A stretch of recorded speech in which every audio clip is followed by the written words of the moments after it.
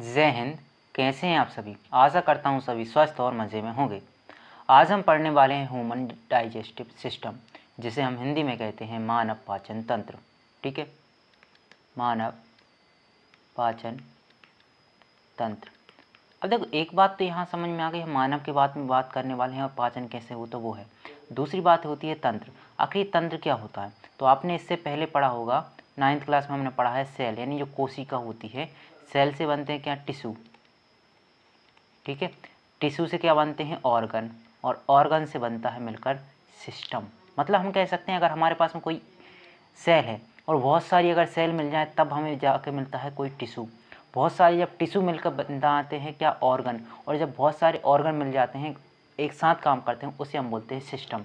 इसी को हम बोलते हैं तंत्र। तो जब हम देखने वाले हैं मानव पाचन तंत्र यानी ह्यूमन डाइजेस्टिव सिस्टम को अगर हम देखने वाले हैं, तो इसमें केवल हम एक ऑर्गन को नहीं देखने वाले, केवल एक अंग को नहीं देखने वाले, इसमें हम कई अंगों के मिश्रण को देखने वाले हैं कि कैसे कई अंग जो है एक साथ काम करके एक तंत्र बनाते हैं, जिसका नाम है ह्यूमन डाइजेस्टिव सिस्टम। मतलब हम कैसे किसी भी चीज़ को ग्रहण करते हैं, उसका पाचन कैसे होता है, उसी के बारे में हम पढ़ने वाले हैं आज। ठीक है, तो हम कह सकते हैं कि हम एक फैंटास्टिक जर्नी शुरू करने वाले हैं। किसकी? फूड की। तो फूड की जर्नी कैसी होती है, फूड कहाँ कहाँ से यात्रा करता है, उसके बारे में हम डिटेल से जानने वाले हैं। ठीक है, बढ़िया। तो आगे हम बढ़ते हैं और समझते हैं इसको। देखो, सबसे पहले हम जानेंगे कि हम जो पढ़ने वाले हैं, इसे हम पढ़ने वाले हैं न्यूट्रिशन। न्यूट्रिशन का मतलब क्या होता है? पोषण। और पोषण हम डिटेल से जान चुके हैं कि पोषण क्या होता है। ठीक है, आज हम जानने वाले हैं कि मानव में पोषण क्या होता है और कितने प्रकार से होता है, मतलब कैसे कैसे होता है। ठीक है, तो सबसे पहले हम जानते हैं न्यूट्रिशन। न्यूट्रिशन की अगर हम बात करें तो न्यूट्रिशन अर्थात पोषण की बात करें तो जो पोषण होता है मानव में 5 स्टेप में होता है। कितने स्टेप में होता है? 5 में होता है। पहले हम इंजेक्शन, मतलब पहले हम क्या करते हैं, उस फूड को अंतर ग्रहण करते हैं। ठीक है, सबसे पहले हम क्या है, उस फूड को अंदर लेंगे, फिर जाके जब अंदर लेंगे तब जाके उसका क्या हो जाएगा, फिर पाचन शुरू होगा। जब पाचन हो जाएगा तो फिर होगा उसका अवशोषण। ठीक है, जब अवशोषण हो जाएगा तो उसका होगा स्वांगीकरण, मतलब सब में वितरण होगा। और एक्सक्रीशन मतलब होता है उसका उत्सर्जन होगा, जो वेस्ट पदार्थ बचा होगा। ठीक है, ये आपको बात समझ में आई? तो ये देखो, ये हमारे पास में 5 स्टेप हैं। इंजेक्शन होगा, डाइजेशन होगा, एब्जॉर्प्शन होगा, एसिमिलेशन होगा, और फिर जाके ये रहा, यही रहा एलिमिनेशन, बोल सकते हैं हम, आउट करें। एलिमिनेशन बोल रहे हैं, एक्सक्रेशन बोल रहे हैं, उत्सर्जन बोल रहे हैं, एक ही बात है। ठीक है, अब सबसे पहले हम अगर ह्यूमन डाइजेस्टिव सिस्टम की बात करें तो एक बार आप पीछे देख लीजिए, हमने जो डायग्राम बनाया है उससे हम समझ के चलेंगे कि आगे हमारे पास में क्या है। एक मिनट, ये देखिए, ये आप जो देख रहे हैं, ये हमारे मुंह से डाइजेस्टिव सिस्टम शुरू हो जाएगा। यहाँ पे कुछ है, फिर यहाँ पे कुछ है, फिर यहाँ पे कुछ है। इस सभी को हम पढ़ने वाले हैं डिटेल से। तो सबसे पहले हम बात करने वाले हैं मुँह की। ठीक है, तो चलो हम मुँह पर आते हैं कि हमारे पास में जो माउथ होता है, माउथ पर हमें क्या क्या मिलता है। ये रहा हमारे पास में माउथ। और माउथ में अगर आप देखेंगे तो माउथ, अगर हमने किसी भी फूड को, कोई भी फूड आइटम है हमारे पास में, अगर उसने हमने मुंह के अंदर ले लिया, समझ लो कि उसका पाचन शुरू हो गया है, डाइजेशन उसका शुरू हो चुका है। अब कैसे शुरू होता है हमारा? अगर मुँह की बात हम करें तो देखो, सबसे पहले आप देखेंगे आपके पास होंठ हैं। ठीक है, अगर आप फिर देखेंगे आपके पास में जीभ है, दांत हैं। ठीक है, बक्कल कैविटी होती है। बक्कल कैविटी, ओरल कैविटी बोलते हैं इसको। ओरल का मतलब क्या होता है? मुँह का, और कैविटी का मतलब होता है एक गुहा, मुख गुहा बोलते हैं। और गुहा का मतलब आप समझ सकते हैं खाली स्थान। हमारे पास में खाली स्थान भी है। ठीक है, यहाँ से जो आपको मेन समझने वाली बात है, तो यहाँ से आपको समझना है कि आपके पास में दांत है सबसे पहले। तो आप दांतों से क्या होंगे, जो भी आप भोजन लेंगे उसको छोटे छोटे टुकड़ों में बांटेंगे। ठीक है, दांत के बाद आपके पास जीभ है। अब जीभ का क्या काम होता है? तो जीभ का काम समझने से पहले आपको ये समझना होगा कि ये क्या है। आप यहाँ पे देख रहे हो, एक यहाँ पे कुछ संरचना सी बनी है, एक ये संरचना सी बनी है, और एक ये बनी है। ये जो आप 3 संरचनाएं देख रहे हैं, इन तीनों संरचनाओं को हम मिलकर बोलते हैं सलाइवली ग्लैंड, या फिर हम कह सकते हैं लार ग्रंथि। क्या कह सकते हैं हम इसको? लार ग्रंथि। अच्छा, ग्रंथि का मतलब क्या होता है? ग्रंथि का मतलब होता है एक पाउच होगा जिसमें कुछ ना कुछ रखा होगा। जब भी मैं ग्लैंड या ग्रंथि की बात करूँगा तो आप समझिए कि ग्रंथि का मतलब होता है कोई एक पाउच है जिसमें कुछ द्रव भरा हुआ है। तो हम बोल रहे हैं सलाइवरी ग्लैंड मतलब लार ग्रंथि, मतलब उसमें लार भरी होगी। तो हमारे पास में 3 ग्लैंड पाई जाती हैं, एक पैरोटिड होते हैं, एक सबमैंडिबुलर होता है, ठीक है, और एक होता है सबलिंगुअल। ये 3 ग्लैंड आपके पास में पाई जाती हैं जो लार बनाते हैं। अब बोल दे, जैसे अभी हम बोल रहे हैं, ठीक है, जैसे हम खाना खाएंगे तो आप देखेंगे जब आप खाना खाएंगे तो उसमें कुछ पानी जैसा मिल जाता है अपने मुंह में साथ, जो पानी जैसा होता है वही होती है हमारे पास में लार। अच्छा, लार का काम क्या होता है, आप बोलेंगे यहाँ पे आपके पास में 3 ग्लैंड होती हैं। आप जब बड़ी कक्षाओं में आएंगे तब आपको इनके नाम पूछेंगे, लेकिन अभी नहीं पूछेंगे। अभी आपको केवल एक बात याद रखनी है कि हाँ, हमारे पास में एक ग्लैंड होती है, लार ग्रंथि होती है, जो लार का उत्पादन करती है। अच्छा जी, ये लार का उत्पादन करती है, इसका काम क्या होता है? तो देखो, सबसे पहले तो हमने देख लिया कि हमारे दांतों का काम क्या होता है। दांतों का काम होता है कोई भी हम फूड अगर ले रहे हैं तो उस फूड को छोटे छोटे टुकड़ों में तोड़ देना। दूसरी बात हमने बोल रहे हैं हम लार की। अच्छा, ये लार का काम क्या होता है? तो लार के 2 काम हम कह सकते हैं। एक तो पहला काम क्या होगा? पहला काम ये होगा, छोटे मोटे जो बैक्टीरिया वगैरह होंगे उसको ये ख़त्म करने की कोशिश करेगा। मतलब जो जीवाणु होंगे हानिकारक, अगर उसको तोड़ने की कोशिश करेगा तो ये कर सकता है। दूसरा इसका काम होता है, देखो हमारे जो फूड होते हैं उसमें होता है कार्बोहाइड्रेट, ठीक है। कार्बोहाइड्रेट में एक पाया जाता है स्टार्च नाम का कार्बोहाइड्रेट, ठीक है। जो स्टार्च नाम का कार्बोहाइड्रेट होता है इसको ये तोड़ देता है। कौन तोड़ देता है? ये लार। अच्छा, ये लार कैसे तोड़ देता है? तो लार में एक पाया जाता है एंजाइम। क्या कह सकते हैं हम? लार में पाया जाता है एंजाइम। अच्छा, एंजाइम पाया जाता है, कौन सा एंजाइम पाया जाता है? तो आप बोलेंगे लार में पाया जाता है एमाइलेज एंजाइम। एमाइलेज एंजाइम, या फिर इसी एंजाइम का नाम होता है टाइलिन, ठीक है। आप देखेंगे आपकी बुक में दोनों नाम लिखे होंगे, या तो टाइलिन लिखा होगा या एमाइलेज। मतलब कह सकते हैं एमाइलेज इंग्लिश नेम और हिंदी नेम है टाइलिन, दोनों कभी कभी पूछ लेता है। तो आप कह सकते हैं कि हमारी लार में कौन सा एंजाइम पाया जाता है? टाइलिन या फिर एमाइलेज एंजाइम पाया जाता है, जो काम क्या करता है, जो स्टार्च एक प्रकार का कार्बोहाइड्रेट है उसको सरल करने का काम करता है। किस में सरल कर देता है? तो स्टार्च को ये सरल कर देता है माल्टोज में, ठीक है। तो यहाँ आप काम आ गए समझ में। अब दूसरी बात आती है कि आपके पास में जो लार है डायरेक्ट में तो मिल नहीं जाएगी, इसको मिलाने का काम करेगा। तो आप बोलोगे इसके मिलाने का काम करती है हमारे पास में जो जीभ होती है, जीभ इसको मिलाने का काम करती है। तो हमारे पास में मुँह है, मुँह में आप देखेंगे सबसे पहले आप दांत से छोटे छोटे टुकड़ों में उसको काटेंगे, फिर आपके मुँह में लार बनेगी। अब वो लार जो है, लार को मिलाने का काम क्या करेगा पूरे माउथ में? वो करेगा जीभ। और जीभ का दूसरा काम होता है टेस्ट लेना। अब ये एक सेंसरी ऑर्गन है तो टेस्ट भी लेता है। अब टेस्ट कैसे लेता है, कौन सा अंग कैसा टेस्ट लेता है जीभ का, तो उसके बारे में अलग से वीडियो है, आप वहाँ पे देख लीजिएगा, ठीक है। अभी आपने इतना पढ़ लिया है, ठीक है। आगे हमें क्या देखना है इसमें? ये आप पूरा देख चुके हैं कि हमने मुँह में क्या क्या करना था, हम पूरा कर चुके हैं। हम टेस्ट कैसे लिखते हैं इसको मिला लिए। एक और इम्पोर्टेंट बात है, जब हमारे पास में जो फूड होता है, फूड में क्या है, लार मिल रही है, तो इसको बोला था, जो लार मिल जाएगी इसको हम बोल देते हैं बोलस। मतलब जो फूड ले रहे थे हम, उसमें अगर लार मिल जाती है तो इस अंग को हम, मतलब जो हमारे पास में फूड लार युक्त हो गया उसको हम बोलते हैं बोलस। ये इतनी बात आपको समझ आ जानी चाहिए, ठीक है। ये देखिए, ये हमारे पास में लिखा है। सबसे क्या है, पहले फूड इंटर करता है कहाँ से? माउथ से। हमारे जो टीथ होते हैं उसको क्या छोटे छोटे भाग में तोड़ देते हैं। फिर सलाइवा क्या करता है, उस फूड को मिक्स करता है और इसमें एंजाइम पाया जाता है, कौन सा? एमाइलेज और लाइपेज एंजाइम पाए जाते हैं, ठीक है। अब दूसरी बात, यहाँ ये तो आपको समझ में आ गई। अब यहाँ पे एक जो आपको डाउट बन रहा होगा, वो बन रहा होगा, एक हमने अभी नाम लिया है यहाँ पे, कौन सा नाम लिया है? आप बोलेंगे अभी आपने बोला है एंजाइम, ठीक है, सॉरी, एंजाइम, ठीक है। हमने जो एंजाइम की बात की है, आखिर ये एंजाइम होता क्या है, ठीक है। तो ऐसे समझो कि जो एंजाइम है, एंजाइम एक प्रकार का जैव उत्प्रेरक है, ठीक है। जैव उत्प्रेरक का मतलब क्या होता है? ये उत्प्रेरक का मतलब क्या होता है? जैसे मान के चलो आप कोई वीडियो देख रहे हैं, उससे आपको मोटिवेशन मिली तो आप काम जल्दी करेंगे। वैसे ही ये जो एंजाइम होते हैं ये जैव उत्प्रेरक का काम करते हैं। ये काम ऐसे करते हैं कि जैसे मान कर चलो ये कोई लड़का है, ठीक है, ये अभी पढ़ाई कर रहा है, ठीक है, लेकिन पढ़ाई में इसका अच्छा मन नहीं है, अभी यहाँ वहाँ देख रहा है।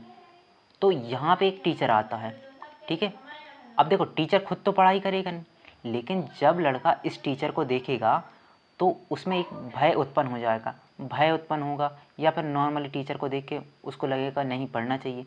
तो टीचर को देखकर इसको भय उत्पन्न हो रहा है या फिर जैसे भी हो रहा है, इसको एक मोटिवेशन जगा, और अब ये पहले पढ़ नहीं रहा था, अब अच्छे से पढ़ेगा। तो ये टीचर है, टीचर क्या काम कर रहा है, टीचर कर रहा है उत्प्रेरक का काम। भले ही ये पढ़ नहीं रहा है टीचर, ठीक है, लड़का के लिए पढ़ रहा है, लेकिन टीचर क्या है, उत्प्रेरक का काम कर रहा है, उसको प्रेरणा दे रहा है कि हाँ तुम ये कर सकते हो, जल्दी जल्दी तुम कर लो। तो वैसा ही जो एंजाइम होता है, एंजाइम का काम होता है, जब एंजाइम आ जाते हैं तो ये प्रेरणा देते हैं कि हाँ तुम कर सकते हो ये काम, जल्दी जल्दी तुम ये काम कर लो, तो वो काम हो जाता है हमारे पास में। ठीक है,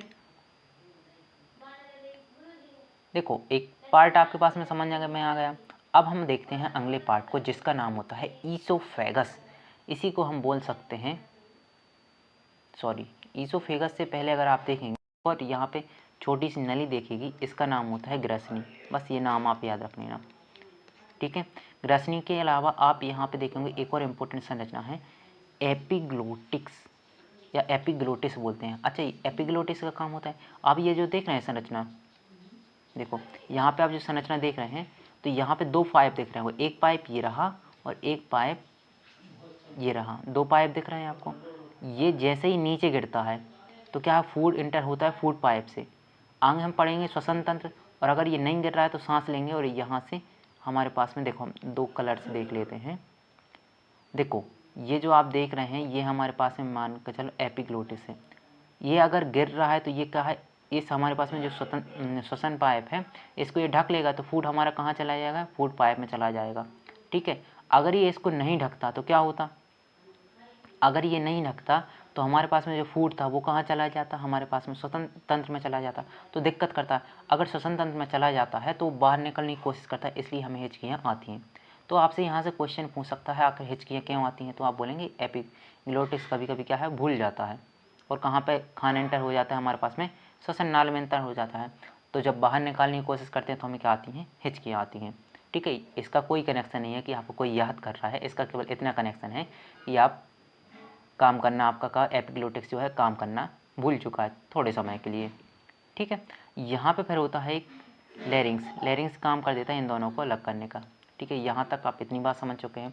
अब आती है आपके पास में ईसोफेगस। ठीक है, ईसोफेगस क्या होता है, ईसोफेगस को ही हम दूसरा नाम दे देते हैं हिंदी में अगर बोलें तो इसको हम देते हैं, एक तो ईसोफेगस का दूसरा नाम हम बोल सकते हैं इंग्लिश में फूड पाइप। ठीक है, ठीक है, अब ये होता है हमारे पास में जो फूड पाइप है, आप बोलेंगे फूड पाइप है, ठीक है। अब ये आप तो देख रहे हैं आपके पास मुंह से खाना हो चुका है, अब आएगा यहाँ पे, ये देखो आ गया। ठीक है, अब जैसे ही यहाँ पे ये आएगा तो यहाँ पे आपके पास मान के चलो, ये मैं अगर देखूँ तो ये आपकी नाक है, ये आपका मुँह है, और ये देखो।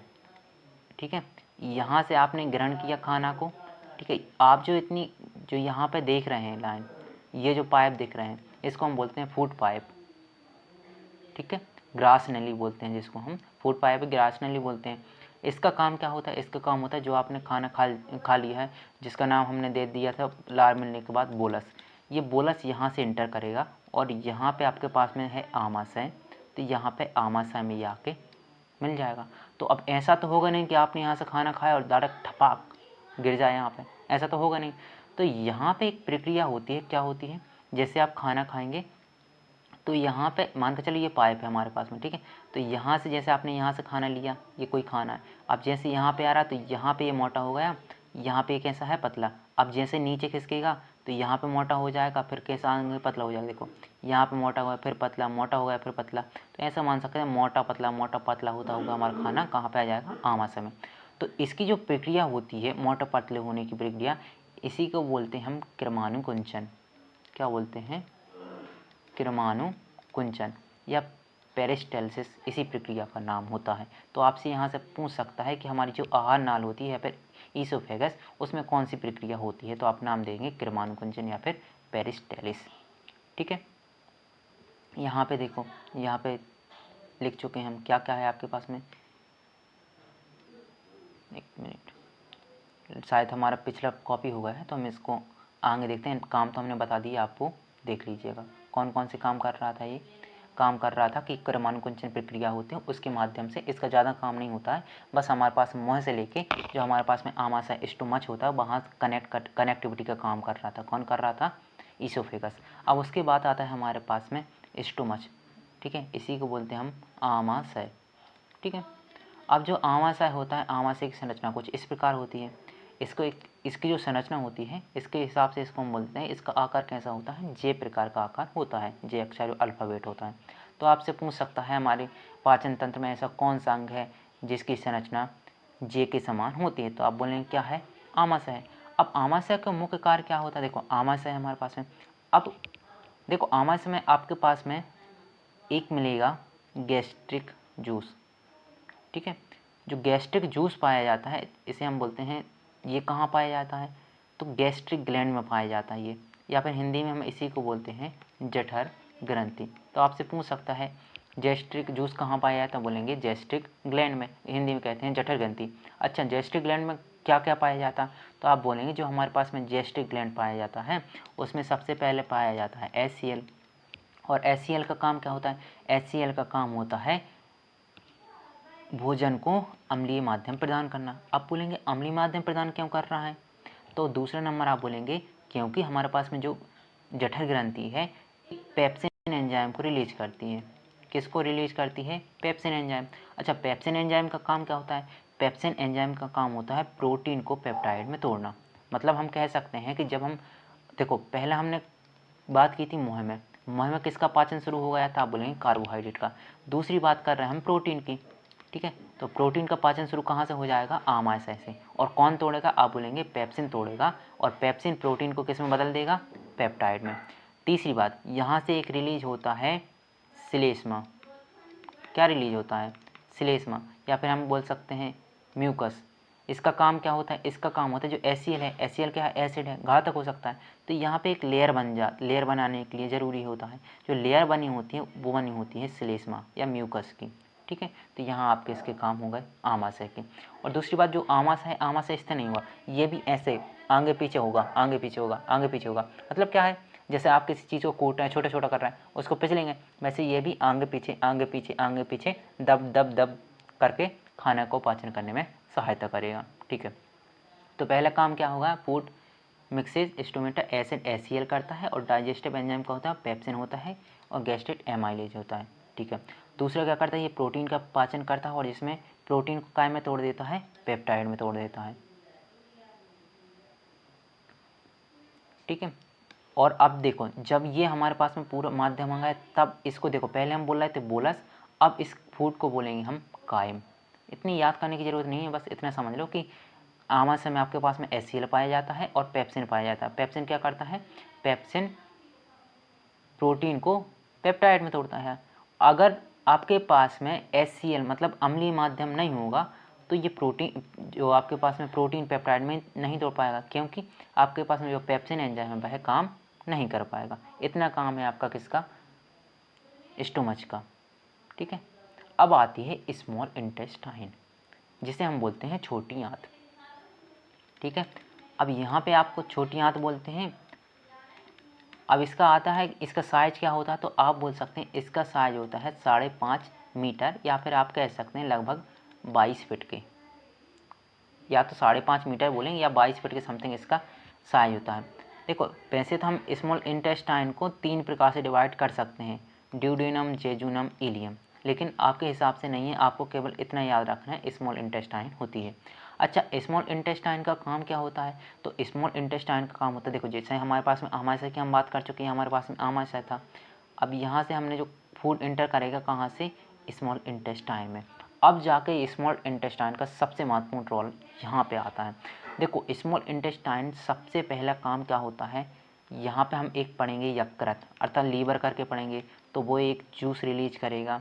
फिर हम पढ़ेंगे दूसरा ग्लैंड पढ़ेंगे अग्नाशय, या फिर हम इसी को बोलते हैं पैंक्रियाज, ये भी कुछ एंजाइम वगैरह रिलीज करेगा। फिर जाके हम तीसरा इसी के बारे में पढ़ेंगे, इसका नाम है छोटी आंत या स्मॉल इंटेस्टाइन, ये भी कुछ एंजाइम रिलीज करती है जो फूड को पाचन में मदद करते हैं, ठीक है। अब देखो, सबसे पहले हम देखें तो जब ये पाचन हो रहा है, तो पाचन जब होगा अभी एक देखो, पाचन करने से पहले हम देख लेते हैं कौन क्या। देखो ये हमारे पास में आमाशय है, ये देखो, एक मिनट,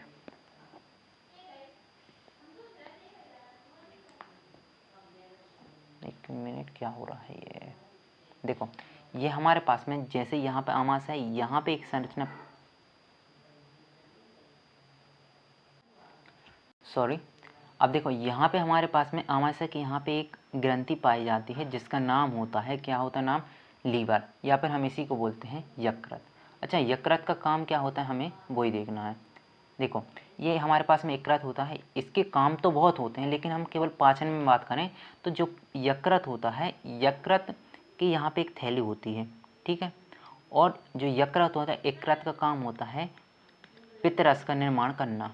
पित्तरस का निर्माण कौन करता है, या फिर इसका पित्तरस जो होता है, बॉयल जूस बोलते हैं, इसका निर्माण कौन करता है, लीवर करता है, ठीक है। यहाँ पे एक छोटी सी ग्रंथि पाई जाती है, इसे हम बोलते हैं पित्ताशय। क्या बोलेंगे, पित्ताशय। अब पित्ताशय का काम क्या होता है, जो हम इसने रस बनाया है उसको यहाँ पे स्टोर करना।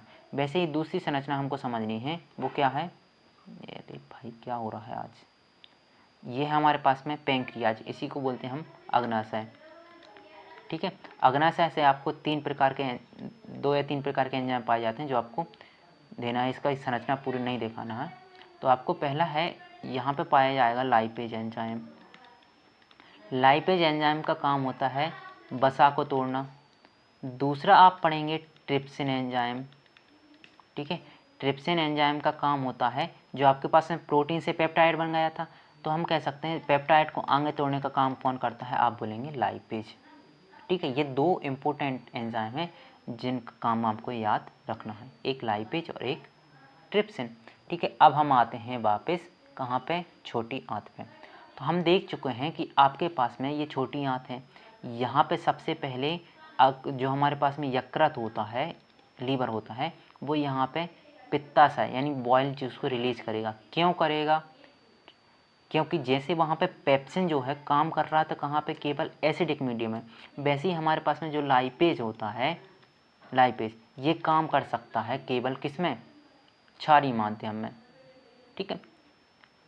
अब लाइपेज का काम क्या होता है, लाइपेज का काम होता है वसा को तोड़ने का, या फिर हम कह सकते हैं वसा का एमल्सिफिकेशन कौन करता है, हिंदी में बोलते हैं वसा का पाइसीकरण। वसा का पाइसीकरण का कार्य कौन करता है, लाइपेज एंजाइम, या फिर इंग्लिश में बोलते हैं फैट का एमल्सिफिकेशन कौन करता है, लाइपेज एंजाइम। और जहाँ हमने पेप्टाइड पढ़ लिया था, प्रोटीन से पेप्टाइड बना था, अब पेप्टाइड को अमीनो एसिड में कौन तोड़ेगा, वो तोड़ेगा कौन, ट्रिप्सिन। ट्रिप्सिन का काम क्या होता है, ये होता है।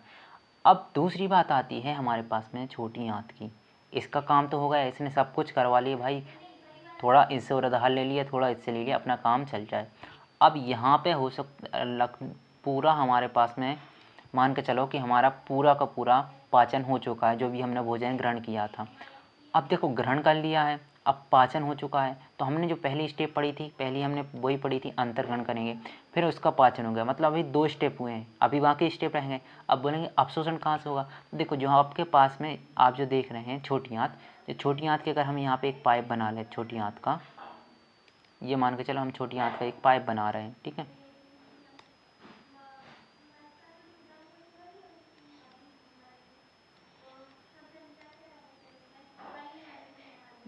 ये रहा, ये मान के चलो हमने एक छोटी आंत का पाइप बना लिया है।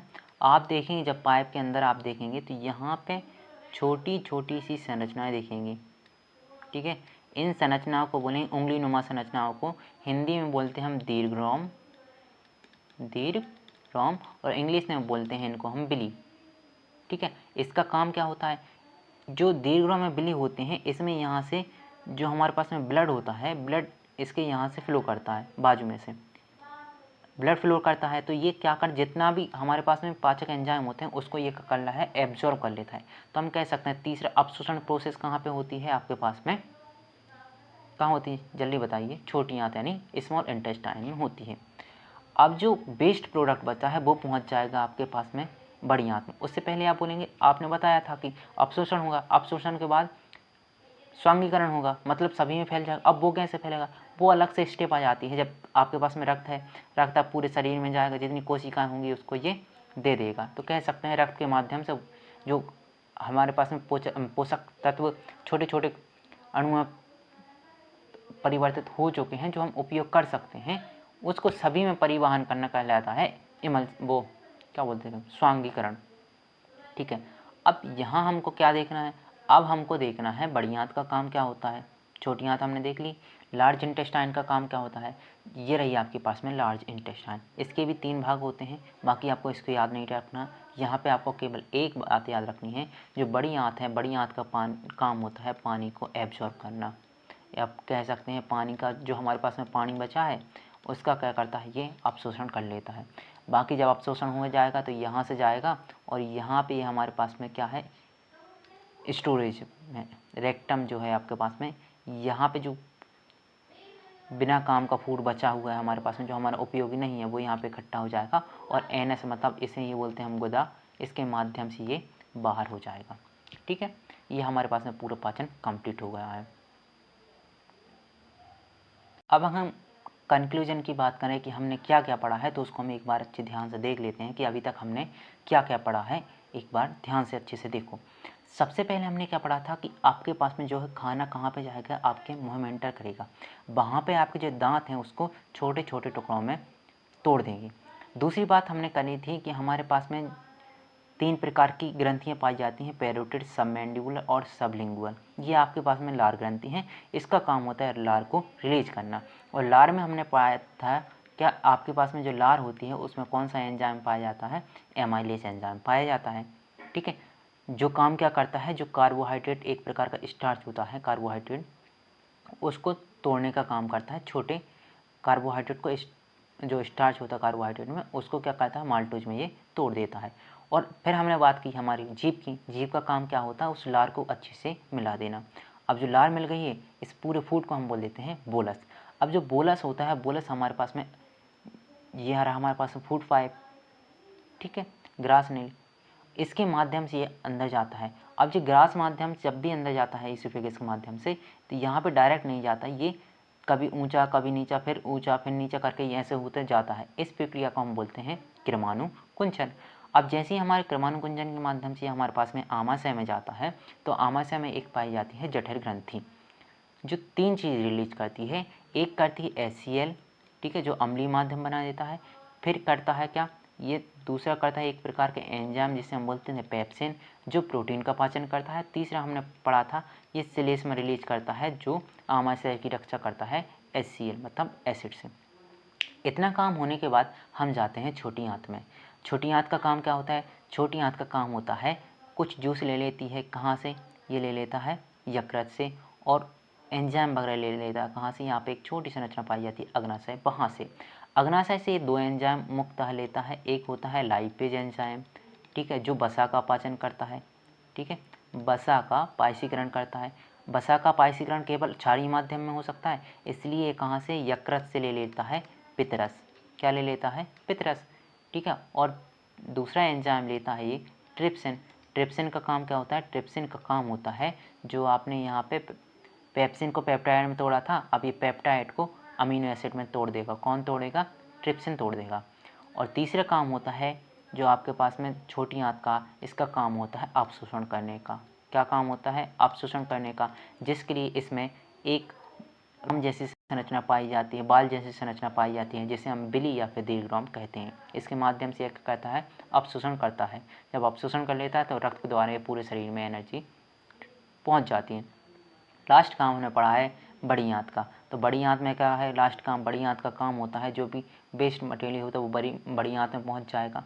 अब यहाँ पे भी ड्रॉम पाए जाते हैं, इनका काम होता है पानी को एब्जॉर्ब करना। जब हमारे पास में पूरी प्रक्रिया हो जाती है, तो यहाँ पे हमारे पास में रेक्टम होता है, मलाशय होता है, यहाँ पे वेस्ट इकट्ठा हो जाता है और बाद में एनस के माध्यम से हमारा वेस्ट निकल जाता है। ठीक है, ये रहे आपके कंक्लूजन, ये आप देख सकते हैं। ठीक है, अब आगे आते हैं कुछ फन फैक्ट की। तो सबसे पहला फन फैक्ट तो ये है कि हमारे पास में जो पाचन तंत्र है वो अप्रॉक्सीमेटली 30 फीट की समथिंग होता है। दूसरी बात क्या है, आप स्टोमेटा की बात करें तो लगभग क्या है, होल्ड 1.5 लीटर तक ये फूड को होल्ड कर सकता है। तीसरी बात हम स्मॉल इंटेस्टाइन की करें तो ये एरिया को लार्ज करता है, और इसका हमने साइज़ कितना बताया था आपको 5.5 मीटर, या फिर आप कह सकते हैं लगभग 22 फीट के समथिंग इसका साइज पाया जाता है। और दूसरा हमने क्या पाया था, लार्ज इंटेस्टाइन, बड़ी आंत का हम शायद यहाँ पे लिखना भूल गए, तो आप बोल सकते हैं वो कितनी पाई जाती है, लगभग 1.5 मीटर की वो पाई जाती है। ठीक है, ये हमारे पास में पूरी तरह पाचन तंत्र खत्म हो चुका है। मिलेंगे किसी नई वीडियो के साथ, तब तक के लिए जय हिंद।